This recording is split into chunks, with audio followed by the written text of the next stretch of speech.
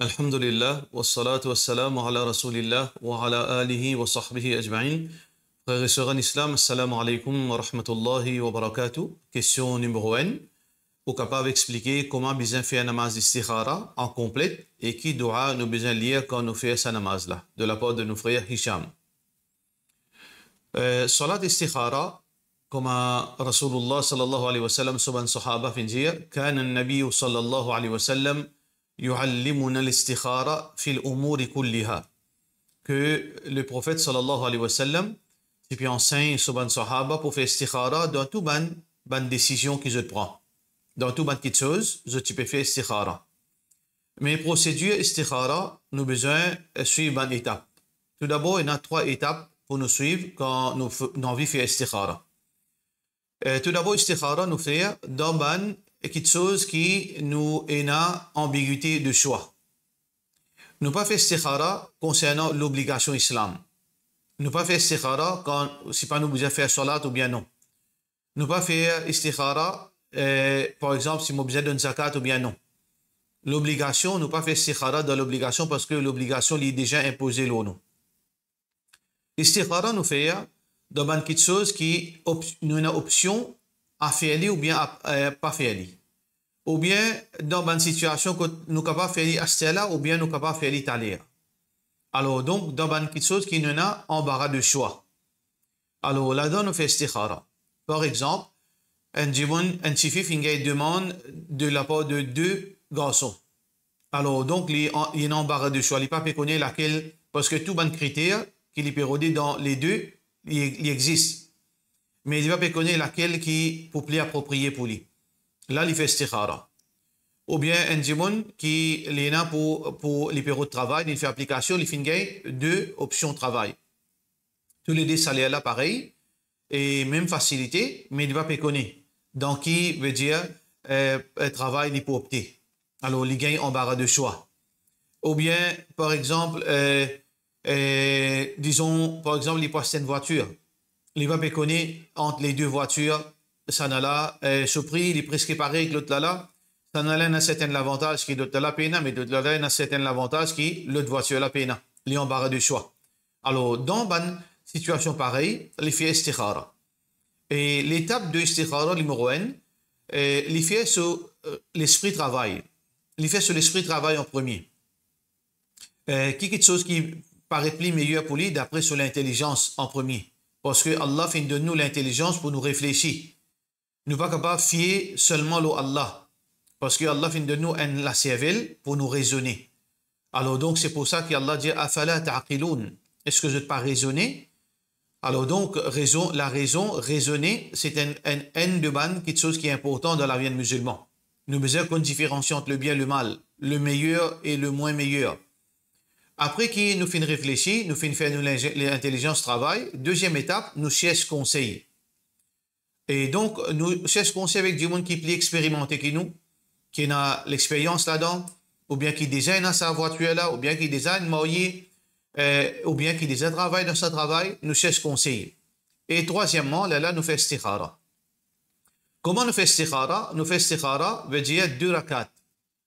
Et nous pouvons faire plusieurs rakats. Veut dire tous les jours, 2 rakats lundi, 2 rakats mardi, 2 rakats mercredi, et ainsi de suite. Dépendant quand nous pouvons prendre sa décision. Quand nous pouvons prendre sa décision, nous faisons quantité istikhara qui nous est capable. Nous faisons 2 rakats chaque jour. Alors, après ces 2 rakats, là, nous faisons dua. Et nous faisons 2 rakats n'importe quelle heure. Nous sommes capables de faire le matin, la journée, le soir, les qiyamul layl, peu importe quelle heure. On fait 2 rakats. Là, quand on finit de faire 2 rakats, ou levez la main, ou fait dua.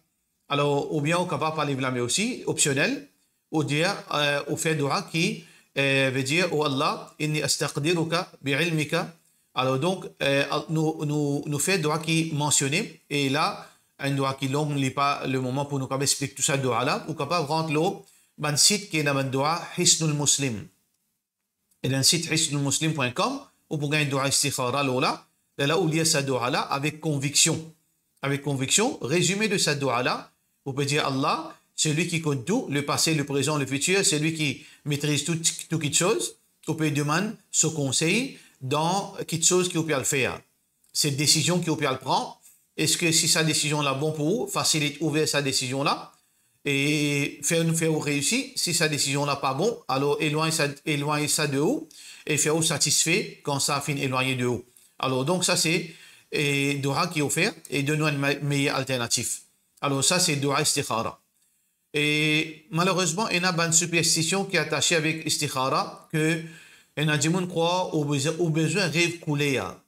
Ça c'est une superstition ça. Peine couler à rêver.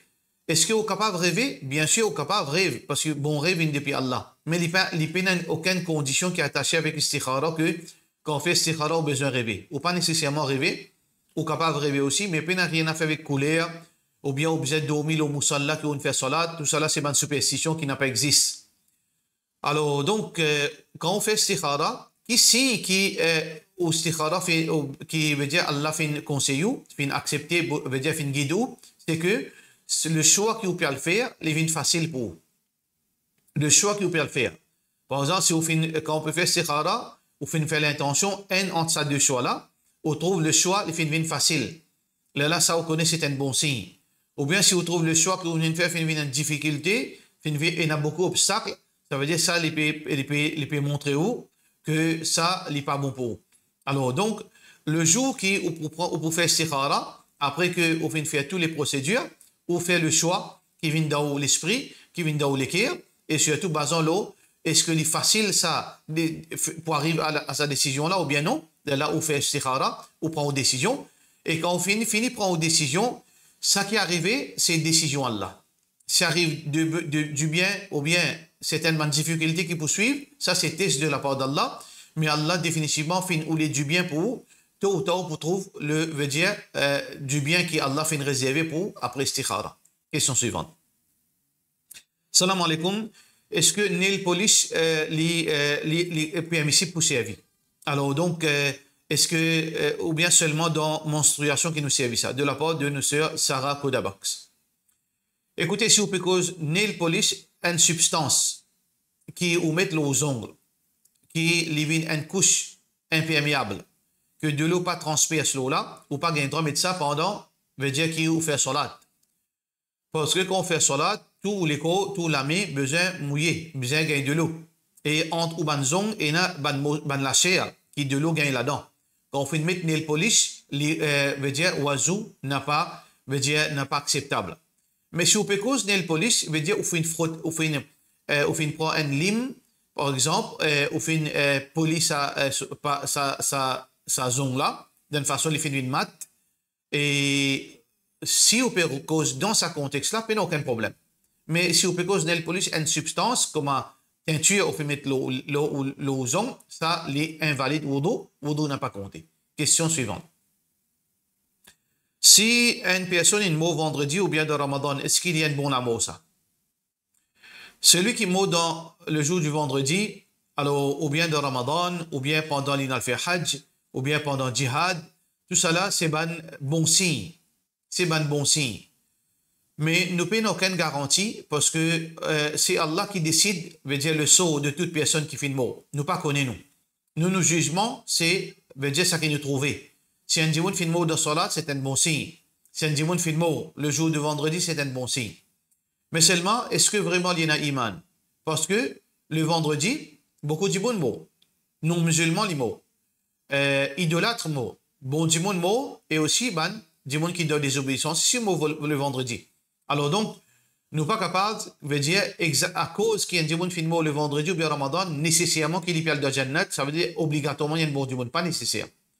Mais il y a un bon signe, pour qui ça n'a un bon signe? Pour un dimanche qui est dans l'obéissance à Allah. Un dimanche qui peut faire sur 5 fois salat, qui vit dans le droit chemin, les mots le vendredi, c'est un bon signe. Mais un dimanche qui est dans la drogue, qui est dans l'alcool, salat n'est pas fait, les mots le vendredi, nous ne sommes pas capables de dire c'est un bon signe. Parce que ce n'est pas l'amour là qui est plus important. C'est sur l'état qui dit tiété. Les pas qui peut faire salat. Comment nous sommes capables de dire les mots avec un bon amour? Salat n'est pas fait, les qui peut boire, les personnes à roussal, l'oli, les qui dans la drogue, comment nous sommes capables de dire c'est un bon signe? Mais seulement nous n'avons pas le droit de dire nous, les pas dans l'enfer, ou bien les pas de punition, ça on plie qu'Allah. Mais bon signe, c'est un monde qui est dans le droit chemin, et je filme le vendredi, ben gens qui dans le droit chemin, je filme dans Ramadan, ben gens qui dans le droit chemin, je final dans le travail qui est obéissant pour obéir à Allah, je filme là-dedans, ça c'est un bon signe, Inch'Allah. Question suivante. Salam alaikum, nous connaissons la divergence de ce qui est musulman gagne droit à voter. L'opinion dit pas gagne droit à voter, et l'opinion dit gagne droit à voter si ban musulman pour profiter avec ban parti. Dans la situation actuelle à Maurice, qui est l'opinion, est-ce qu'un musulman gagne droit à voter dans la prochaine élection qui peut venir, jazakallah khairan. Écoutez, l'opinion par rapport à vote dans le contexte Maurice, ça c'est pas quelque chose qui nous capable de décider individuellement. Alors, bien sûr, il y a deux tendances. Il y a déjà voter catégoriquement kufr, et ça n'a aucune divergence là, voter kufr.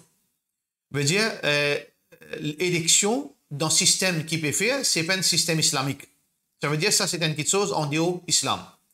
Mais est-ce que gagne droit à voter pour protéger la communauté? Non pas voter à cause gagne droit, mais voter pour qui nous protège la communauté contre certaines bonnes parties qui plient hostiles. Parce qu'en réalité, tout bonne partie qui n'est pas musulman, tout bonne partie hostile à l'islam, volontairement ou bien involontairement, parce que je ne vais pas prône l'islam. Mais il y a une partie qui plie hostile dans certaines mesures. Alors donc, il y a un ulama qui dit dans un contexte que les musulmans vivent dans une minorité, je suppose voter pour prévenir, pour protéger la communauté contre certaines parties qui plient hostiles. Par exemple, dans certains pays, par exemple, si tel parti vient au pouvoir, il peut déposer tout ban musulman, il peut déposer tout musulman. Mais si l'autre parti là gagné, il peut donner une nationalité pour être capable de vivre, veut dire pour être capable de refaire la vie. Alors là, est-ce que l'important pour voter, définitivement, c'est lui qui a la raison, c'est lui qui a le common sense, ça veut dire définitivement, il a besoin de voter. Mais seulement dans le contexte Maurice, nous ne sommes pas capables de faire ça veut dire sa mesure. Laquelle partie qui plie hostile, laquelle partie qui est musulman pour plie, veut dire dans bien. Ce n'est pas une décision personnelle.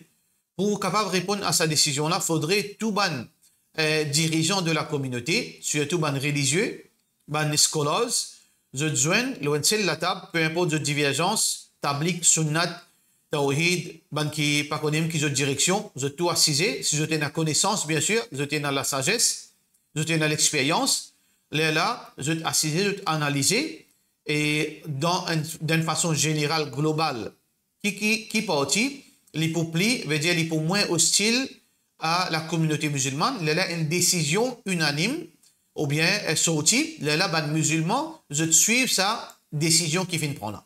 Mais, deux part et d'autre, quatre côtés chemin, un imam il peut dire vote X parti, l'autre imam dit vote Y parti, l'autre imam dit vote Z parti. Ça, c'est une moquerie qui nous peut faire, parce qu'à la fin, qui peut arriver. Ça veut dire, si nous pouvons faire du monde voter, à la fin, chacun peut voter ce qu'il a envie. Ça, c'est une chose qui est très ridicule. Alors donc, dans le contexte Maurice, il faudrait que une parole veut dire uniforme qui sortit, qui concerne toutes les parties de la communauté musulmane. Question suivante. Salam alaikum, Cheikh. Est-ce que m'envie demander concernant marketing dans l'islam? Spécialement, est-ce que les halal pour gagner une commission pour promouvoir un produit de bonne compagnie?